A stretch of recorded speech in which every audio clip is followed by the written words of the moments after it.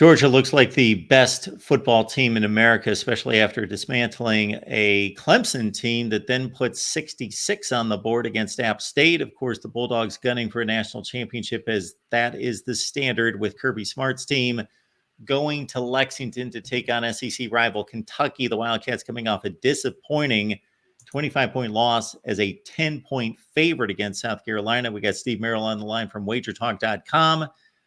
Steve, Georgia looks dominant, and they've got a big 23.5-point spread on Kentucky.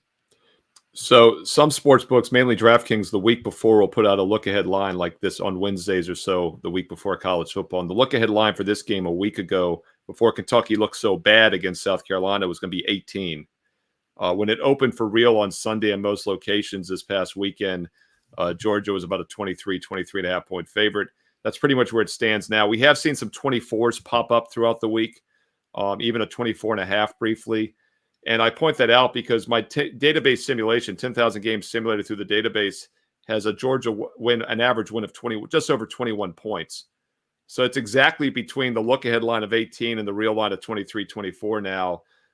So although I want nothing to do with this Kentucky offense after what we saw last week, and I don't think they have a lot of backdoor cover against the best defense in the country, you are paying a premium now. So the total might be the better play here. I really do think Georgia can hold Kentucky intact. The over-under is 45. It's a very low number. That would simulate, we don't have team totals out until usually the day of the game, but that would simulate around a 10.5 team total for Kentucky. At 10.5 or 11, Kentucky team total under is probably worth a look. They could not move the ball against South Carolina last week. I do think South Carolina is an improved team this season, but to put it in perspective, South Carolina gave up over 400 yards per game on average last year. That was ranked in the 90s nationwide.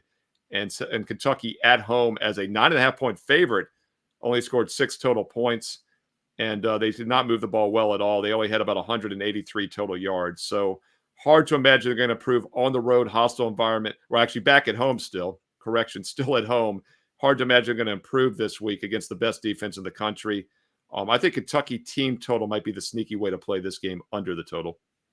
And all of that Kentucky misery on offense came against the South Carolina team that beat Old Dominion by a mere 4 points in week 1. Kentucky, Steve, also is only 2-8 in its last SEC games at home. Straight this up. Is a team, also that's kind of living on the Will Levis franchise a couple years ago, I think, and they've got some issues right now at quarterback. Absolutely, which is a former Georgia quarterback and product, Brock Vandagriff. Great point. And there's some talk, too. This is why Georgia let him go. They didn't care that he left because he was benched last week for the Rutgers transfer. And I did a video actually earlier this week on Wager Talk TV, wagertalk.com on this game. I haven't checked since, Mark, but there's definitely some uncertainty who might be the starter this week. Yes, Gavin Wimsatt is the runner, transferred in from Rutgers. Actually, of course, led Rutgers to a bowl win last year, but gave way to Ethan Kalkimanis in Piscataway. Georgia, Kentucky. There you go. You get the take from Steve Merrill as you do across the landscape of college football. Check out all the team channels and the segments Steve and I produce each and every week on all the big games. And of course, the under the radar selection exclusive here at the Voice of College Football. Steve, a mere 23-5 against the spread. That would be remarkable for a money line record, but against the spread, 23-5. So check it out. The details right now. College football is even more exciting with some action on the line. And the games are even better when you're cashing in. And the Voice of College Football is the place to be to get the greatest value. Let's start with my picks. 75% against the money line, 58% against the spread. I've got a 40-year track record. In fact, in 2023, at $100 played per game, you would have netted over $9,300. And guess what? I'm just the warm-up act. Steve Merrill, our ace in the hole, show stopper from Wager Talk. 6 years with the Voice of College Football, over 30 years in the industry. Steve gives us analysis on all the big games, but you can't miss Steve's weekly Under the Radar pick, which went 21-5 against the spread the last 2 seasons. I repeat, 21-5 against the spread. You also get picks from some of our top analysts here at the Voice of College Football, including Steve Dace and Matt Zemek.